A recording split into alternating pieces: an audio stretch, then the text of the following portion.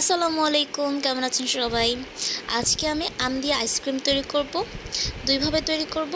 তো প্রথমটির জন্য আমি এখানে আম কেটে নিয়েছি। এরপর আমি এখানে দিয়ে দিচ্ছি গরুর দুধ।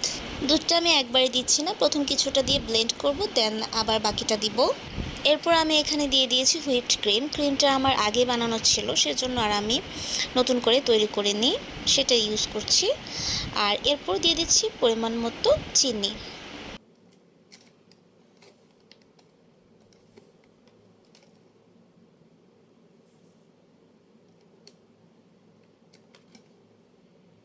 সামান্য একটু লবণ দিয়ে আমি এটাকে ভালো করে ব্লেন্ড করে নেব।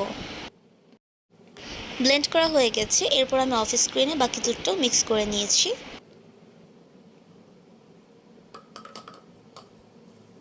আইসক্রিমগুলোকে সেট করার জন্য আমি আইসক্রিম মোল্ড নিয়ে নিয়েছি। আর প্রথমে আমি দিয়ে দিচ্ছি নারকেল কুচি। এই নারকেলটা দেওয়ার কারণে কিন্তু আইসক্রিমটা খেতে আরও বেশি ভালো লাগে। আচ্ছা, ভিডিওর মাঝে বলে রাখি, আমার চ্যানেলে যদি আপনারা নতুন হয়ে থাকেন, আমার রেসিপি আপনাদের ভালো লাগলে আমার চ্যানেলটি সাবস্ক্রাইব করবেন। আর আমাকে সাপোর্ট করার জন্য লাইক আর কমেন্টস করে আমার পাশে থাকবেন।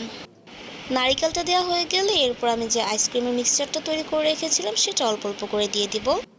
আইসক্রিমটা পুরো জমে আসার জন্য আমি এটাকে ডিপ ফ্রিজে একদম 12 ঘন্টার জন্য রেখে দিব। মানে আমি আইসক্রিমটা রাতে তৈরি করেছি আর সকালবেলায় দেখা যাবে আইসক্রিমটা খাওয়া যাবে।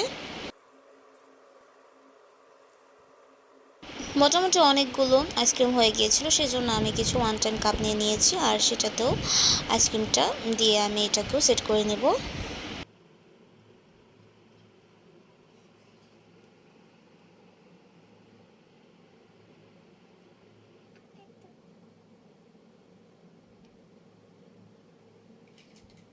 দেখতেই পাচ্ছেন কতগুলো আইসক্রিম তৈরি হয়ে গেছে আর এই আইসক্রিমটা খেতে কিন্তু ভীষণ মজার। এই তো পরের দিন আমি আপনাদেরকে আইসক্রিমটা একটু দেখিয়ে দিলাম কেমন হয়েছে। তো এখন চলে যাচ্ছি পরবর্তী আরেকটা আইসক্রিম তৈরি করার জন্য। এই আইসক্রিমটা আমি আরও একদম সহজভাবে তৈরি করছি। জাস্ট দুধ, আম আর চিনি দিয়ে এটাকে আমি ভালো করে ব্লেন্ড করে নেব। আর এই আইসক্রিমটাও খেতেও কিন্তু খুব মজার ছিল। প্রচুর গরম পড়েছে, তো যারা এখন আমার আইসক্রিম তৈরি করেননি তারা আম ফুরানোর আগে এভাবে ট্রাই করে দেখতে পারেন, খেতে কিন্তু খুব ভালো হয়। তো আজকের জন্য এখানে বিদায় নিচ্ছি। আল্লাহ হাফেজ।